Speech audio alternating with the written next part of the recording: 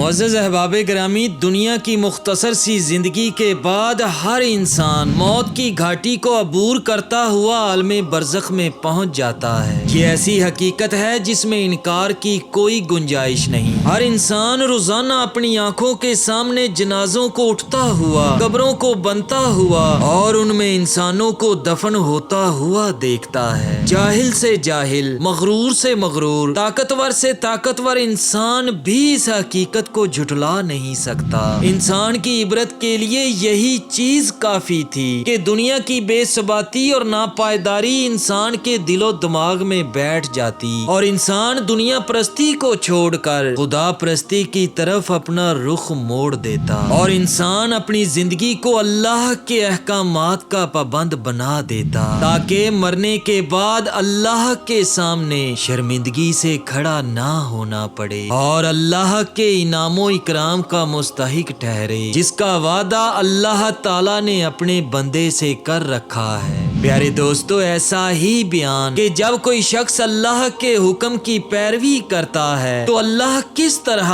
دنیا میں مرتے وقت اور مرنے کے بعد اپنے بندے کی خیر خواہی فرماتا ہے، اور جو اللہ کا حکم نہیں مانتا تو اللہ کس طرح دنیا میں مرتے وقت اور مرنے کے بعد کس طرح اس نافرمان پر اپنا عذاب مسلط کرتا ہے۔ بڑا ہی عبرت انگیز اور سبق آموز بیان ہے، ضرور سنیں اور عمل کی کوشش کریں۔ پیارے دوستو، ایک حدیث پاک میں آیا ہے کہ جو شخص نماز کا اہتمام کرتا ہے حق تعالی شانہ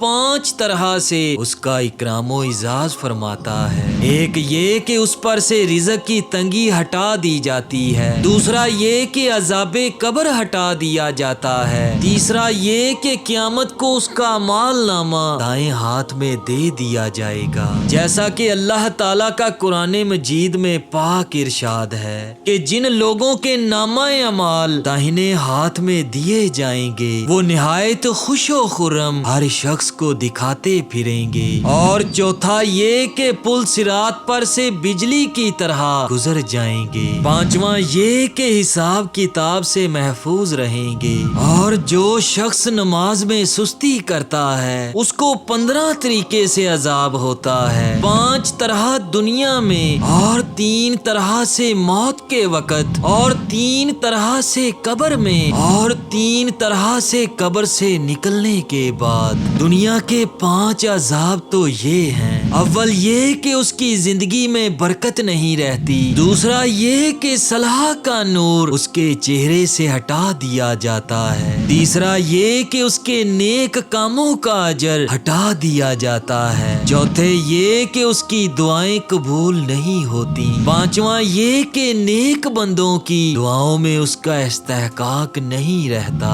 اور موت کے وقت کے 3 عذاب یہ ہیں کہ اول یہ کہ ذلت سے مرتا ہے، دوسرا یہ کہ بھوکا مرتا ہے، اور تیسرا یہ کہ پیاس کی شدت میں موت آتی ہے، اگر اس وقت سمندر بھی پی لے تو پیاس نہیں بجھتی، اور قبر کے 3 عذاب یہ ہیں: اول یہ کہ قبر اس پر تنگ ہو جاتی ہے کہ پسلیاں ایک دوسرے میں گھس جاتی ہیں، اور دوسرا یہ کہ قبر میں آگ جلا دی جاتی ہے، اور تیسرا یہ کہ قبر میں ایک سانپ اس پر ایسی شکل کا مسلط ہوتا ہے جس کی آنکھیں آگ کی ہوتی ہیں اور ناخن لوہے کے ہوتے ہیں، اتنے لمبے کہ ایک دن پورا چل کر ان کے ختم تک پہنچا جائے۔ وہ میت کو زخمی کرتا ہے اور پھر کہتا ہے کہ میں ہوں گنجا سانپ، اس کی آواز بجلی کی کڑک کی طرح ہوتی ہے، وہ یہ کہتا ہے کہ مجھے میرے رب نے تجھ پر مسلط کیا ہے کہ تجھے صبح کی نماز ضائع کرنے کی وجہ سے آفتاب کے نکلنے تک مارے جاؤں اور ظہر کی نماز ضائع کرنے کی وجہ سے عصر تک مارے جاؤں اور پھر عصر کی نماز ضائع کرنے کی وجہ سے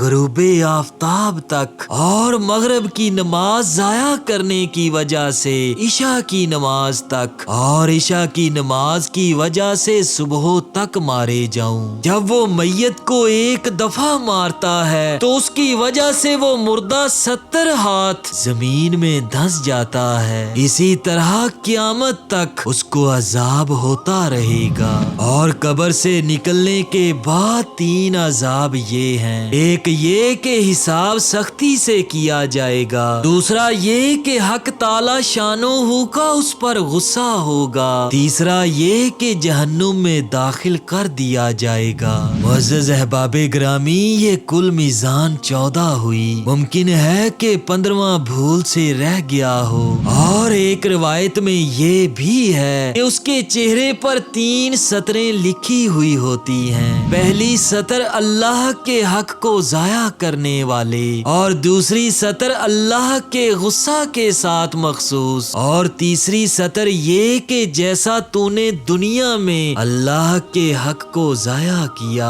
آج تو اللہ کی رحمت سے مایوس ہے۔ استغفر اللہ۔ اللہ تعالی ہم سب کو نماز 5 وقتہ تکبیر اولا کے ساتھ پڑھنے والا بنا دے، اور ہم سب کو نیک اعمال کرنے والا بنا دے، اور اپنی ناراضگی سے محفوظ رکھے، اور مرتے وقت ہمارے ساتھ شفاعت کا معاملہ فرمائے، اور قبر سے نکلنے کے بعد ہمارے ساتھ نرمی کا معاملہ فرمائے۔ آمین ثم آمین۔